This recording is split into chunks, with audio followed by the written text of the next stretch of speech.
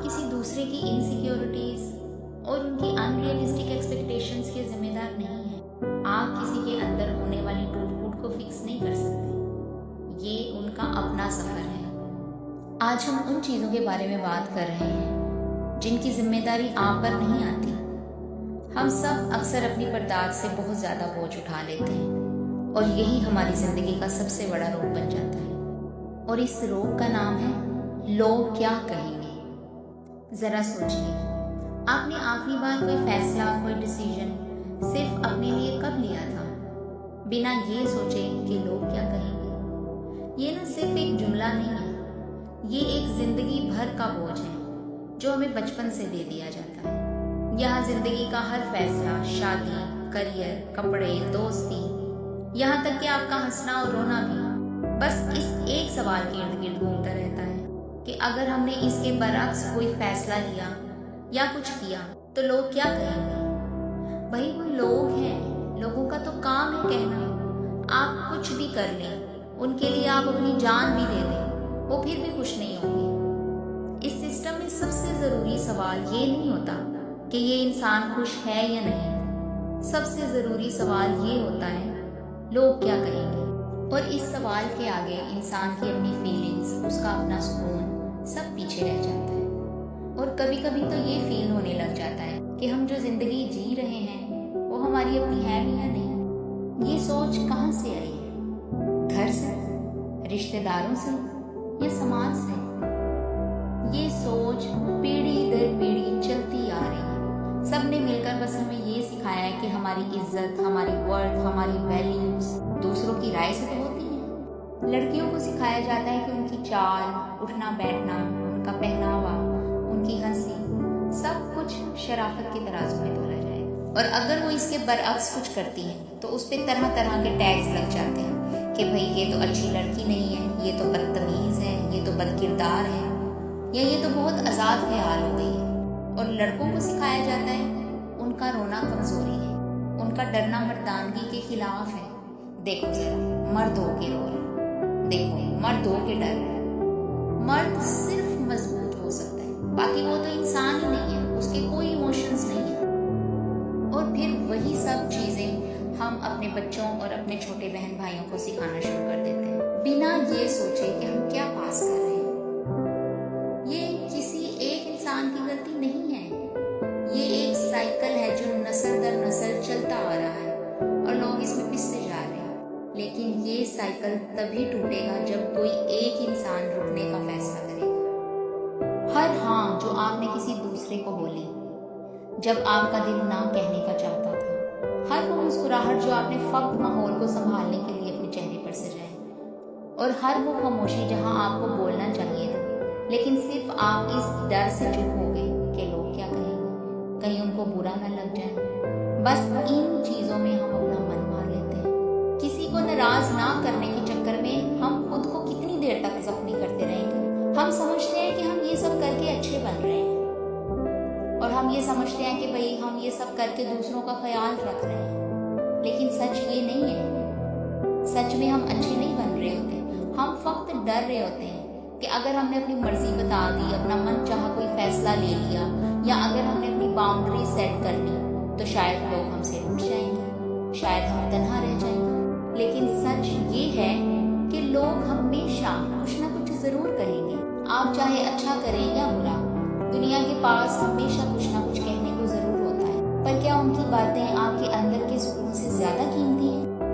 अब यहाँ ना एक पैटर्न है, बहुत खामोश, बहुत ज्यादा जालिम, जो बड़ी देर से चलता आ रहा है। जब तक आप सबकी हर बात मान रहे होते हैं ना, सब कंप्रोमाइज करते हैं, अपनी खुशी कुर्बान करते हैं, तब तक आप बहुत अच्छे, शरीफ और संजीदा इंसान होते हैं। लेकिन जिस दिन आप कहते हैं ना कि ये चीज़ मुझे पसंद नहीं है, ये मेरे लिए ठीक नहीं है, या फिर इस रिश्ते में मैं आगे नहीं जा सकता या जा सकती, या फिर आप अपनी जिंदगी का कोई फैसला अपने सुकून के लिए करते हैं, तो सोसाइटी आपको कितना जल्दी बदनाम करना शुरू कर देती है। उस दिन आपका करैक्टर ही बदल दिया जाता है। आप बरसों तक उनकी मर्जी पर चलते रहे, उनकी हर बात पर सर झुकाते रहे, उनके हर ताने को सहते रहे, तो आप बहुत अच्छे इंसान हैं और आपकी तरबियत तो बहुत ही आला है। लेकिन जिस दिन आपने पहली बार अपने हक के लिए आवाज उठाई और आपने कहा कि नहीं अब मज़ीद नहीं, और वो आपको मज़ीद कंट्रोल ना कर पाए, उसी दिन से फिर आप सबकी नज़र में बुरे बन जाते हैं। अचानक आप घमंडी हो जाते हैं, आप ज़्यादा आज़ाद ख्याल हो जाते हैं, बिगड़ गए होते हैं। लोग कहते हैं कि भाई इसके अंदर तो भरोसा करने के लायक कुछ बचा ही नहीं है, इसकी तो तरबियत में ही कमी रह गई है, और फिर आपको हर जगह एक विलन बना के पेश कर दिया जाता है। ये सिर्फ अल्फाज नहीं है, ये एक हथियार है, और इसका मकसद बहुत सिंपल है, आपको वापस अपने कंट्रोल में लाना और कठपुतली की तरह आपको अपने इशारों पे नचाना। जब लोग किसी इंसान को विलन बना देते हैं ना, तो उन्हें अपने आप से ये सवाल नहीं करना पड़ता कि हमने इस इंसान की बात क्यों नहीं सुनी। और इसी गिल्ट से बचने के लिए और अपने आप को सही साबित करने के लिए वो बस ये कह देते हैं कि भाई ये तो इंसान ही बुरा है। क्योंकि हमारे मुआशरे की सबसे बड़ी ट्रेजेडी ये है कि यहाँ बाउंड्रीज को एरोगेंस का नाम दिया जाता है और सेल्फ रिस्पेक्ट को बदकिरदारी और बदलिहाजी का। ये प्रॉब्लम आप में नहीं है, ये उन लोगों की मजबूरी है जो खुद कभी अपनी लिमिट सेट नहीं कर पाए, और जब वो देखते हैं कि कोई और ये हिम्मत कर रहा है तो उन्हें अपनी खुद की खामोशी याद आ जाती है, और वो खामोशी दर्द में बदलकर आप पर इल्जाम बनकर निकल जाती है। जब आप उनकी बनाई हुई खोखली दुनिया और लोगों को खुश करने वाले तमाशे में हिस्सा लेने से इनकार करते हैं ना, तो उनके पास आपको चुप कराने का सिर्फ एक ही तरीका होता है, आपके किरदार पर सवाल उठाना। वो बोलते हैं कि ये तो बदल गया है, इसके तो मोरल्स ही गिर गए, ये तो इगोइस्टिक हो गया, इसकी तो गर्दन में सरिया आ गया, और पता नहीं क्या क्या। लेकिन सच ये है कि वो आपसे नफरत नहीं करते, वो आपके करेज से डरते हैं। वो इस बात से परेशान होते हैं कि आपने वो कदम कैसे उठा लिया जो वो खुद अपनी पूरी जिंदगी उठाने की हिम्मत ही नहीं कर सके। जो समाज खुद लोगों के डर के आगे घुटने टेक के बैठा हो, वो कैसे किसी ऐसे शख्स को बर्दाश्त कर सकता है जो अजाब जीना चाहता हो। हमारे माहौल में लोगों ने पूरी जिंदगियां लोग क्या कहेंगे कि दलदल में गुजार दी। उन्होंने अपनी ख्वाहिशात, अपना सुकून और अपने ख्वाब सिर्फ इसलिए कुर्बान कर दिए ताकि 4 लोग उनकी तारीफ करें। तो जब आप अपनी जिंदगी का कंट्रोल अपने हाथ में लेते हैं तो आपका स्टैंड लेना उनकी जिंदगी के कंप्रोमाइज पर एक सवालिया निशान बन जाता है। इसलिए वो आपको विलन बनाते हैं, क्योंकि अगर वो आपको सही मान लें तो उनको ये कबूल करना पड़ेगा कि वो खुद पूरी जिंदगी एक झूठे डर के गुलाम रहे हैं।